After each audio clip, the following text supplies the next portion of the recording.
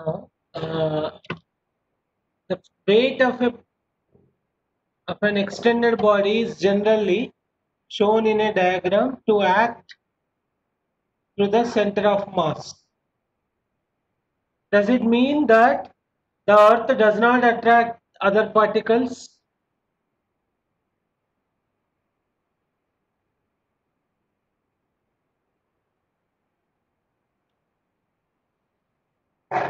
For example, any mass if you take, this is the center of mass location, and the weight if we think, that is mg. Mg is acting downwards. Okay, mg is acting downwards.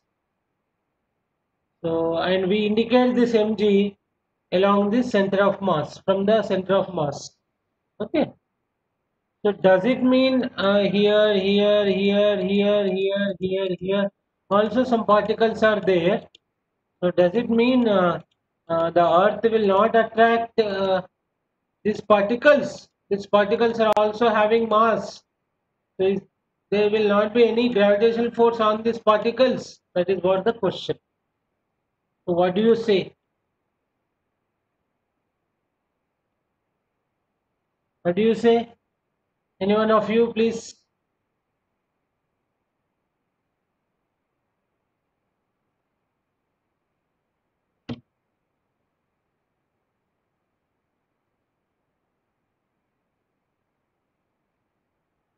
Particle, no sir.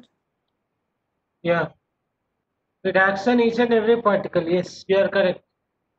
But we show that we say center of mass, and there the total weight is acting, or we say, does it mean? Yeah, you are correct. Actually, what to simplify the problem, na? To simplify the problem, we take each and every small individual particle and we combine together the mass of each and every particle combined together, and near the center of mass, the mass is equal to the combination of all these small particles. Okay, so that is actually we are taking into consideration of all the particles at the center of mass, and it doesn't mean the gravitational force will not act on each and every particle. It acts on each and every particle, but to simplify the problem, we take center of mass. From the center of mass only we define weight is acting downwards, and which includes all the particles mass, that center of mass. Okay, so it already included all the masses, gravitational force on this, all the small particles are also included. Okay,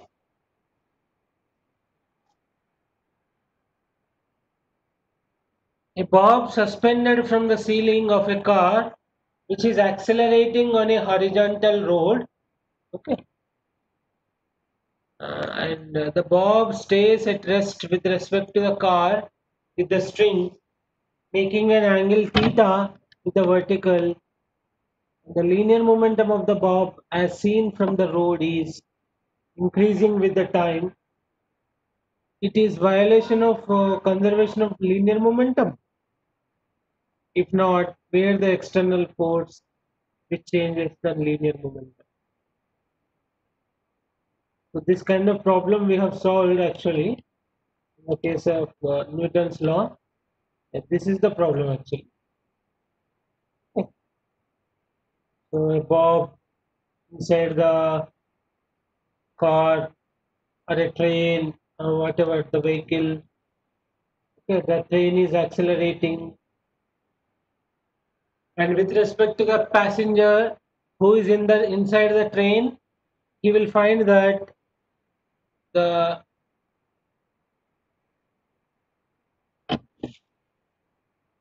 the bob is at rest. The bob is at rest. For the person outside the who is outside, you will observe that the Bob is accelerating. Since vehicle is accelerating, Bob is also accelerating. Okay.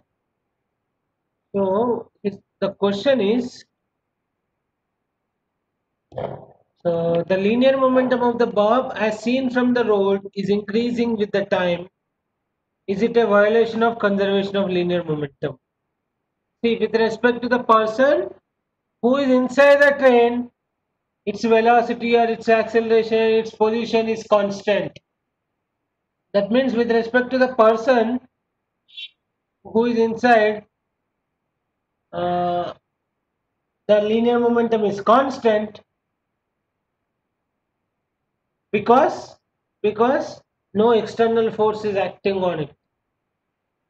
Okay, the Bob becomes an internal particle and the person becomes an internal particle.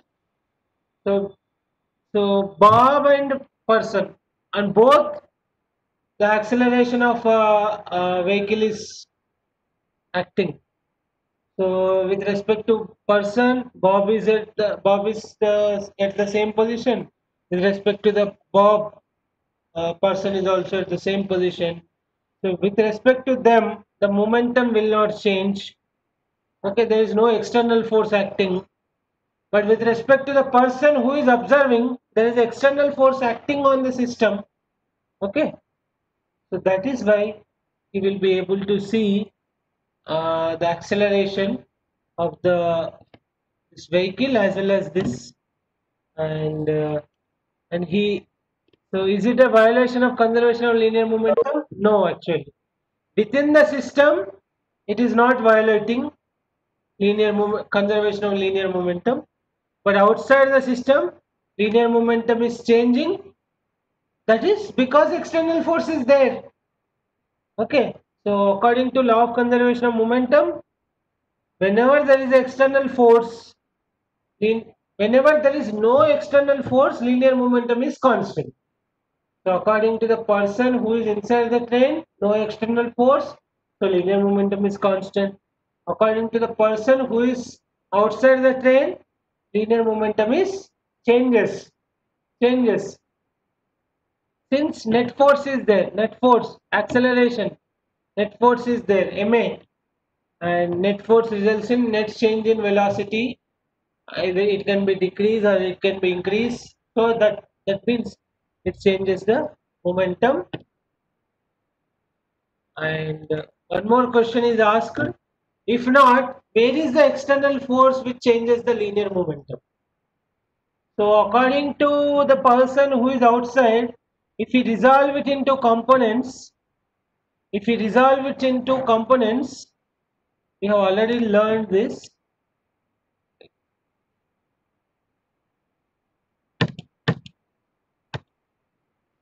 If we resolve it into components, there is a t sin theta and here t cos theta.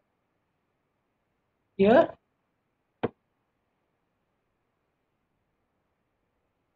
so this side t sin theta and downwards t cos theta. So t sin theta, according to the person who is outside the train, t sin theta is acting actually towards the left side. So that is the external force acting on the bob. Yeah, here we have to understand about inertial and non-inertial, because with respect to Earth, the frame of vehicle will be a non-inertial frame. Okay, so that's why with respect to one frame, LOCM is applicable. With respect to other frame, the LOCM is not applicable. Okay. With respect to the earth frame, net external force is there, so no LOCM. With respect to the train, within the train, no external force, so there is a LOCM. Okay, next question. You are waiting for a train on a railway platform. Your 3-year-old niece is standing on your iron trunk iron trunk and containing the luggage. Why does the trunk not recoil as she jumps off on the platform? Okay.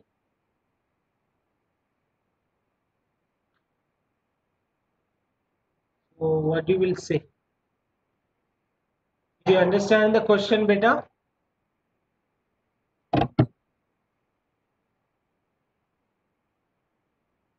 Did you understand the question? Recoiling.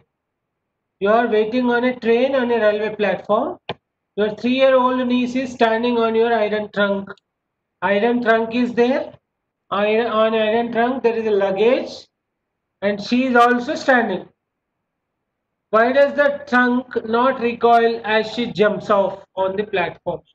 Recoiling means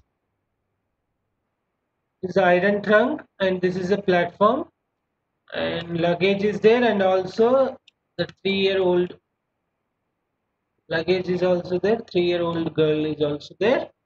And when she jumps here,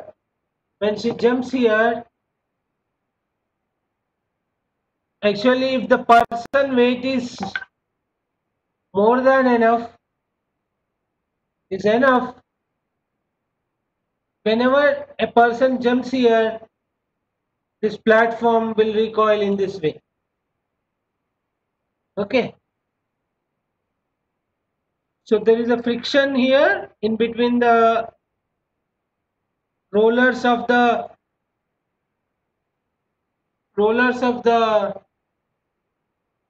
Sir. there is a friction here in between the rollers of this trolley and the earth surface. So if you can overcome when you are jumping, if you can overcome that the frictional force, then this trolley or this iron trunk will recoil backwards. When you jump frontwards, this iron trunk will recoil backwards. Provided if you can overcome the frictional force. Yeah, Abhiram, you are correct. When the luggage weight is more than when the luggage is also having heavier weight, Sir. and also this trolley is having heavier weight, then at that time it will not affect. Okay, that kind of this recoiling effect you will not see because your your weight Sir. is, so 3 years girl weight is very less. Yeah, Manisatwik, your turn. Sir, for the question, we can say that answer means the weight of luggage is more than the 3-year old boy. We can say that when you are jumping, that person weight is very less. That is correct, and he is unable to apply. He or she is unable to apply the required amount of force to move the trolley. Okay. Yes, Manisatwik, you are correct. That is the answer. Yeah. Next question. In a head-on collision. Head-on means, do you know head-on collision means?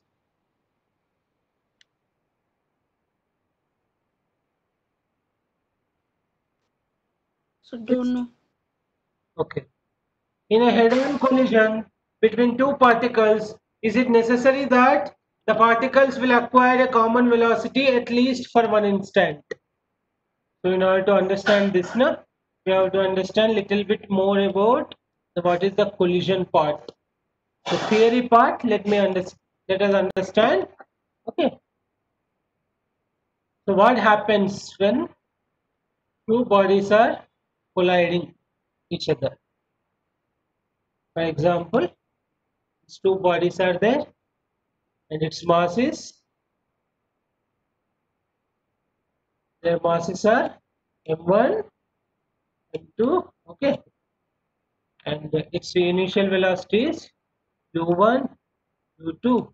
Okay, and the the both the masses can move in this way. That is one situation. Or the second situation is the mass 1 move in the right direction, the mass 2 will move in the left direction. Okay. In the both the cases, collision may happen, but in the first case, this has to be there. u1 greater than u2. Okay. So initial velocity of the mass 1 should be greater than the initial velocity of the mass 2, so that after some time it approaches the mass 2 and they collide. Okay. So there are two cases it can collide. Collision takes place. Okay. One is mass m1 moving with m1, m2 are moving in the same direction, but mass m1 velocity is more than the m2 velocity. And it can also be possible second case, like if they move in opposite direction also, they collide. And this kind of collision in one dimension, we call it as head-on collision. Okay, we call it as head-on collision. Is it okay now? What do you mean by head-on collision? One dimensional collision, we call it as head-on collision. Is it okay, beta? Which we can say first case or second case? Both. One dimensional. Along the straight line, if the collision is taking place, both are considered as a head-on collision. Head-on means one dimensional. Okay? Okay, sir. Yeah. Okay, sir. And we also discussed in the last class, law of conservation of momentum is applicable, number 1, in the case of collision, number 2, in the case of recoiling of gun, number 3, explosion of bomb. So this also you take care. Okay? This will be there always. Now let us go to the question. In a head-on collision between two particles, is it necessary that the particles will acquire a common velocity at least one instant? Yeah. So the answer is yes, it is necessary. At one instant they get a common velocity when, let us see, like so for time being we will not discuss this little bit. We will discuss about this, you will understand it. So after some time, what happens, you know? After some time, the m1 and m2 masses will approach like this. Okay, m1 and m2 masses will approach like this. Just they will interact each other. Okay, they will interact each other after some time. Okay, so when they are interacting each other at this particular situation, the velocity of both the particles or both the masses should be equal. Okay, then after that what happens, m2 momentum will be transferred to m1, m1 momentum will be transferred to m2, or some exchange of momentum will take place.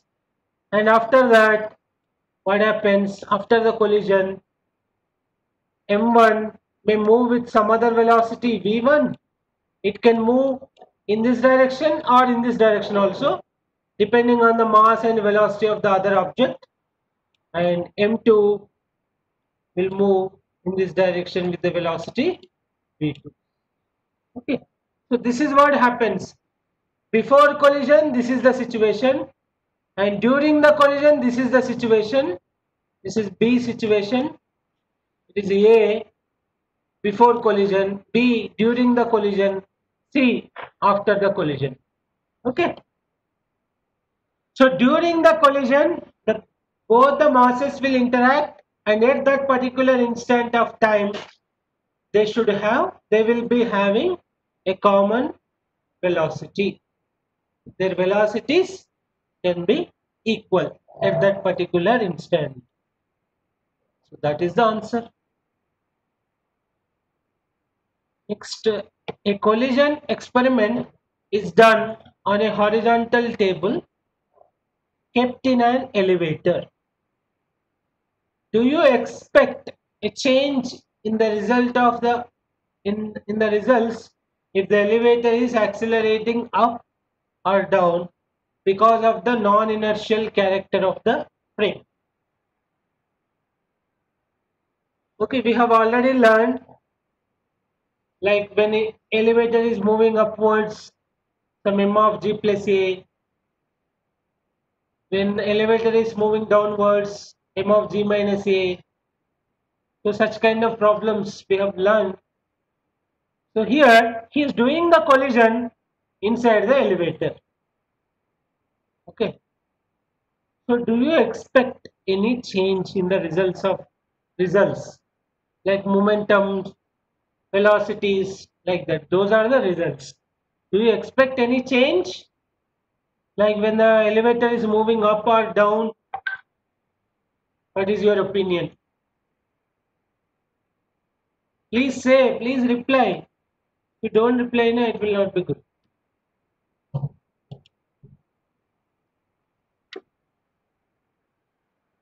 Varshit,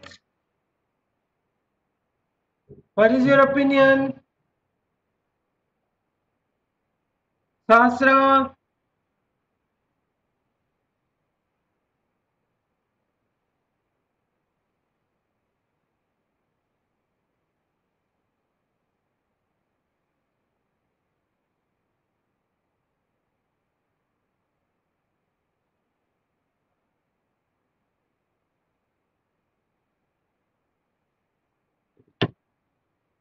I think. the Manisatvik answer is it will not change. Okay. Sir, you can explain the question, sir. Question you have not understood? No, sir. Question or answer you want me to explain? Question, sir. See, for example, this table tennis is there, na? Table tennis. Yes, sir. You are playing the table tennis inside the lift. Okay. Okay, sir. There are collisions between the bat and the ball. Collisions experiment is there. Okay. Between the Okay. bat and the ball. So you are playing it in the lift. So lift is moving upwards or downwards, whatever. Okay. Accelerating upward down. So what do you think? Is there any changes in the table tennis game that you are playing inside the lift and outside the lift? That is what the question. Okay. No, sir. No. Okay. Why? Why? Because we have already learned in the non-inertial frame some m of g plus a, m of g minus a. You will feel heavier when it is moving upwards. You will feel lighter when it is moving downwards. So why not it Yes, is sir. kept? Why not it is? Why can't it get changed, Abhiram?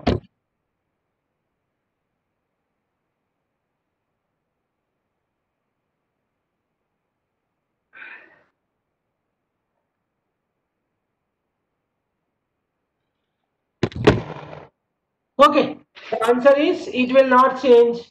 Why? Because see, the experiment is done on a horizontal table. On a horizontal table, but the lift is accelerating up or down. That is vertical accelerations takes place. Okay, so the effect will not be there horizontally. Okay, the effect will not be there horizontally, but the effect will be there vertically.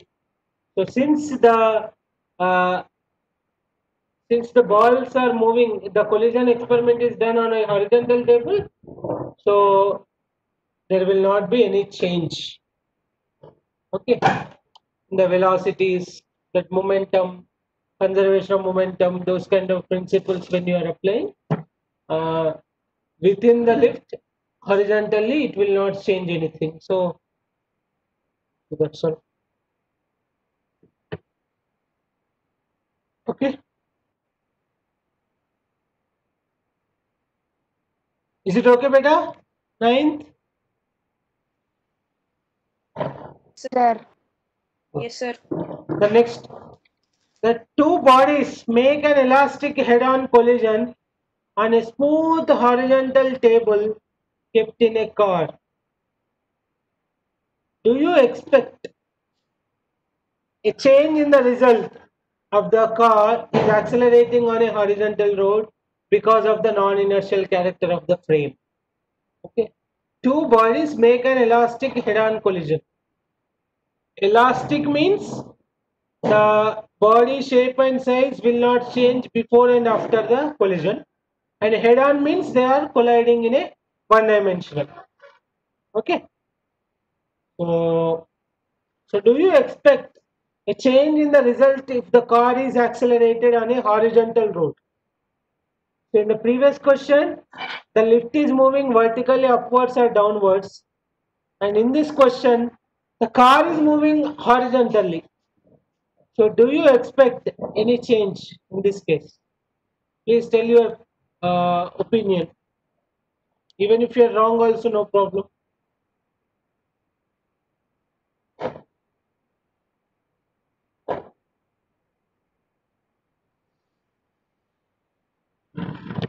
Mean, sir.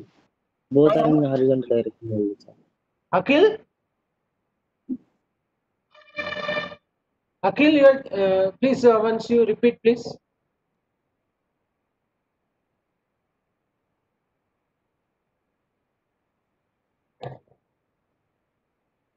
Akhil, once again, please repeat. Akhil? Sir, it may have changed, sir. Both are in horizontal direction only, no? Yes, very good. So the two bodies are moving in horizontal direction, and the car is also moving in horizontal direction. So effect will be there on the velocities. Some external force is acting uh, on the two bodies along the horizontal direction. So if external force is acting, then law of conservation of momentum will not be valid. Okay. So that is why, does the equation final momentum is equal to initial momentum remain valid? No, they will not remain valid. Okay. And does the equation velocity of separation is equal to velocity of approach? Okay. So this one, actually velocity of separation, there is some mathematics actually. In the case of collision, velocity of separation and velocity of approach.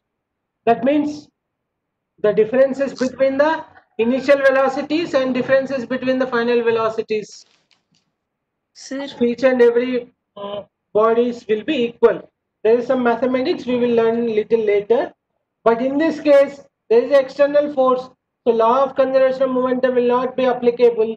So this equation is also not applicable. Yeah, Manisatwik, you are telling something. Sir, he asked the T questions. Why he gave in question, sir? Huh? Sir, why he gave the T questions? Yeah. Velocity of In the separation. case of collision, these equations are valid. In the case of collision, we have already told, for example, in the case of collision, law of conservation of momentum is applicable. Applicable means what? Final momentum should be equal to initial momentum. Am I correct, Manisatwik? Yes, sir. So whenever law of conservation of momentum is there, then final momentum is equal to initial momentum. And LOCM is only applicable when no external force is there acting on it. But in the case of car, net acceleration is there horizontal, that means net force is there. So LOCM will not be valid. So Not final applicable. momentum is not equal to initial momentum. Okay. And Okay, sir. in the same way, velocity of separation is not equal to velocity of approach, and this is valid only in the case of LOCM. Okay, and this equation we will learn little later. Okay, let us learn theoretically now. Mathematics we will learn little later. Okay, sir. This final momentum is equal to initial momentum, we know already. Okay. Yeah, now 15 minutes break. You join again at 7.